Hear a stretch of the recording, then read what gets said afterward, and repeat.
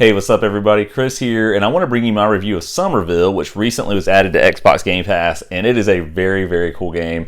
I jumped into this knowing that it had some similarities to games like Inside and Limbo, which are some of my very favorite games that I really enjoy playing. So there's a lot here that I really, really like a lot. There are some hang-ups with it. There are some glitches and things that I encountered, and I'll talk a little bit about that. But if you have Game Pass, this is a great title to pick up. I saw online that most people are saying it takes them about 4 hours to beat it. I would say that kind of tracks with where I ended up. It may have taken me 3.5, maybe 4 hours, so sort of right in line with that, but let's sort of dig into this one. So let's start with what I liked about this game. It's a really well-made puzzle game, again, in the same vein of things like Limbo and Inside. So very minimalistic in its design, and actually that's one of my favorite things about this title is really the art design. It's really pretty to look at. I like sort of the polygonal aesthetic that it's got going on with the cell shading, that sort of thing. I like a lot of the mechanics in the game, so not to get into spoilers too much, because this is a very unique experience. This is one of these games that I feel like sort of puts out there the idea and really hammers home the idea that games are and can be really high forms of art. But again, without getting into the plot too deeply, this is about a family who encounters what I think is an alien invasion, and really this sort of permeates not just where they're located, Somerville, I think I'm pronouncing it correctly, but really the entire world. And so this father gets separated from his wife and his child and is trying to get back to them and has to navigate all kinds of obstacles and challenges and things along the way. And this game actually has some surprisingly intense moments, some really cool chase sequences that you have to go through. Obviously, they are kind of on rails in a sense that, you can mess up, but it sort of shifts its perspective and kind of carries you through those sequences. But they're really cool. They work out really well. So all of that is great. I think the story does, for the most part, succeed in doing what it wants to do. It makes you care about the characters.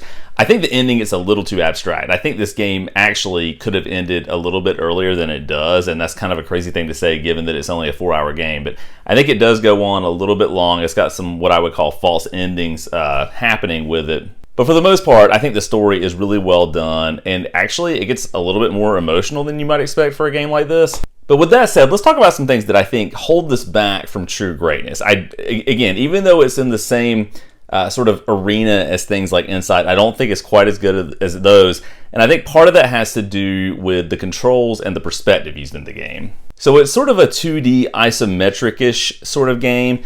And the depth of perception associated with the game does make it kind of difficult to navigate certain barriers and obstacles and to know exactly where you need to be going and what you need to do when you get into sort of a puzzle room or puzzle situation. And there are so many times where I thought I was grabbing onto a handle or a crank or doing what it was wanting me to do, and the character kept walking around it and couldn't quite grab it. And I had to sort of use my best perception to get them positioned correctly to make happen what I knew needed to happen and finally get there. But it feels like you're kind of fighting against the game at different parts of the story when you go through these different challenges. There were a couple of glitches I encountered too. I wouldn't say that they were game breaking, but there was one glitch that I'll add here.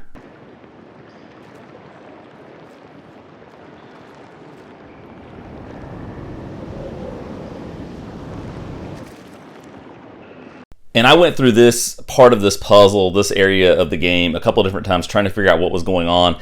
And after this glitch happened, I actually went back to a checkpoint, started, and it put me past the glitch. So again, just a really weird thing that made it a little bit unclear about how I was supposed to proceed, because it looked like, there was one obstacle or one path I was supposed to sort of follow, but every time I tried to do it, my character got stuck and hung up, and the sort of thing that I just showed you happened, a couple of times trying to get past this part of the game. So that was a little bit frustrating. I played this game on my Series S, and I'm not sure if it was an art choice, a design choice, by the producers and the director of the game to make the frame rate a little bit more kind of choppy at times.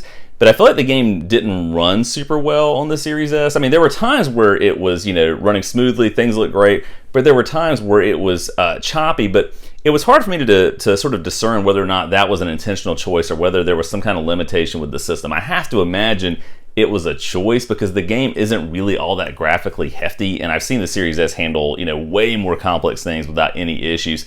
Maybe it's an optimization thing, I don't know.